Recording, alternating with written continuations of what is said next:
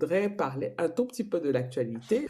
La shortlist du Booker Prize qui est sortie. Et dans la shortlist du Booker Prize, pour ceux qui connaissent le Booker Prize, c'est un prix littéraire anglais qui est très populaire, qui a une dotation de 5 000 euros et c'est un prix pour les traductions de livres en anglais.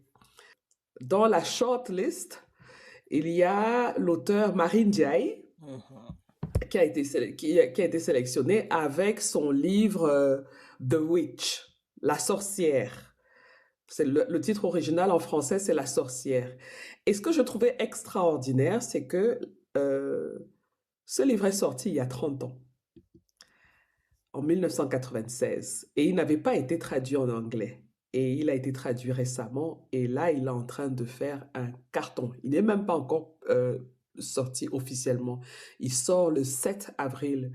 Mais les New York Times et toute la palette des journaux américains, anglais, ont déjà dit tellement de bien de ce livre que je pense elle va faire de très très bonnes ventes. Et bon, quand on est sélectionné dans la shortlist du Booker Prize, les ventes, c'est sûr, cartonnent. Je suis allée regarder sur Goodreads et déjà dans Goodreads, on a plus de 9000 personnes qui disent vouloir lire le livre.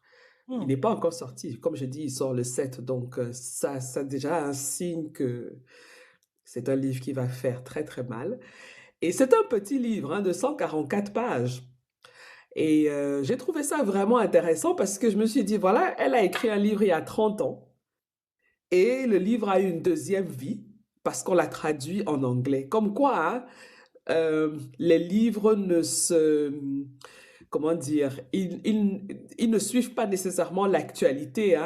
30 ans plus tard, on peut encore faire renaître un livre. Donc, je voulais partager ça avec vous parce que j'ai trouvé ça formidable et aussi pour encourager ceux qui écrivent, qui se disent qu'ils n'ont pas de succès. Qui sait, peut-être dans 5-10 ans, leur livre trouvera la bonne personne, le bon éditeur et aura du succès. En tout cas, c'est tout le mal que je leur souhaite. Bravo Marine Ndiaye. Et je précise que ce livre a été traduit par Jordan Stump. C'est un traducteur américain. Et la version anglaise a été publiée par la maison d'édition MacLeod's Press. Quoique, j'ai vu aussi Penguin Random House avec une autre version. D'accord. Et si Penguin Random House est sur quelque chose, on imagine la suite, ça va cartonner. Donc, qu'elle gagne le prix ou pas, je pense qu'elle est déjà vraiment en train de faire un bon parcours avec ce livre. Tout à fait. Voilà pour mon actualité littéraire de cette semaine. D'accord. Merci Assel. Dans les commentaires, j'ai une question. Oui. Zougé Cissé demande, est-ce que c'est de la génération de une si longue lettre? Non, pas du tout, parce que c'est un roman fantastique. Donc l'environnement, c'est la magie, la sorcellerie et tout. Et bon, c'est sorti il y a 30 ans. Une si longue lettre, c'est bien, bien, bien plus vieux que ça. Et c'est un autre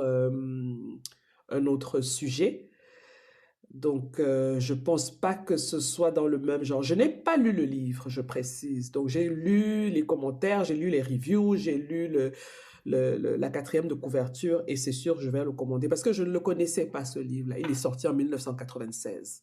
Donc, je ne le connaissais pas. Donc, je ne peux pas confirmer vraiment que c'est la même catégorie que une si longue lettre, mais je ne pense pas parce que c'est vraiment du registre fantastique. Fantastique, ok. Il y a, je regarde sur Internet, du coup Gallimard l'a ressorti en 2024 apparemment.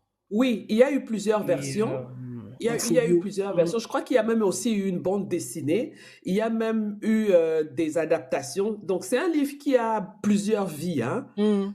Oui, c'est un livre qui a plusieurs vies. Et je comprends qu'en 30 ans plus tard, qu'on puisse le rééditer.